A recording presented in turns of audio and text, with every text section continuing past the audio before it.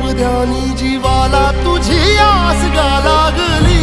जरी बाप साऱ्या जगाचा परी तू आम्हाले कराची विठू माऊली।